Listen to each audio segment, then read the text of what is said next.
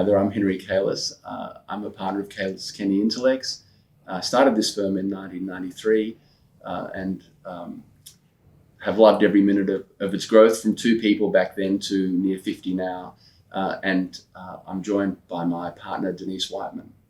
Hi, my name's Denise Wightman. I'm a commercial partner here at Kalus Kenny Intelex. I've been with the firm for 10 years and practicing as a commercial lawyer for 20 years now. I'm a commercial lawyer that practices in all aspects of commercial law, but I have a particular focus on structured finance. So as part of that, I act for lenders and also borrowers.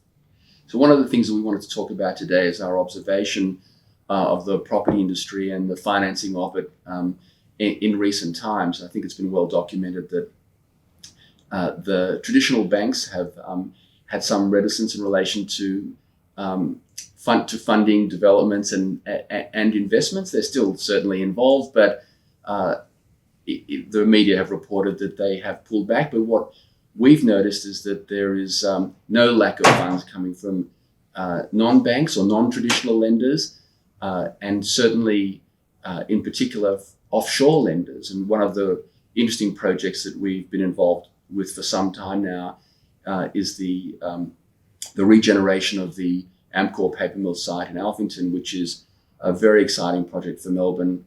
I think 2,500 or more dwellings, mixed use, it's an amazing project, and which we've been involved in from the beginning, and very proud to be associated with it. And Denise recently acted for that group in the funding of the balance of the development, and the funder was from Hong Kong.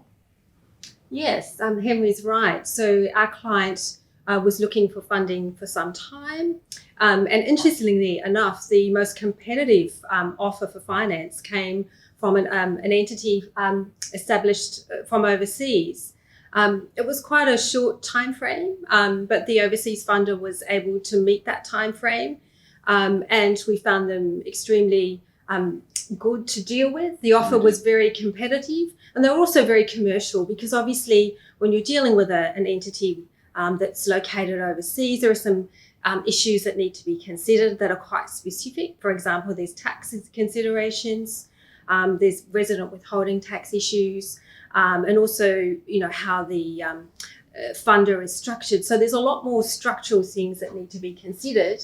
But we found the overseas lender very willing to negotiate and work with us to try and find solutions to these problems.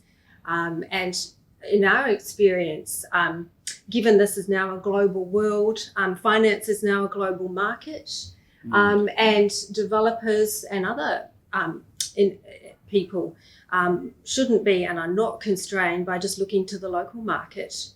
Yeah, so it's created a much more competitive environment, and whilst the press have noted that there's less direct investment coming from offshore into Australia, we had a boom here, in part fueled by offshore direct investment in property.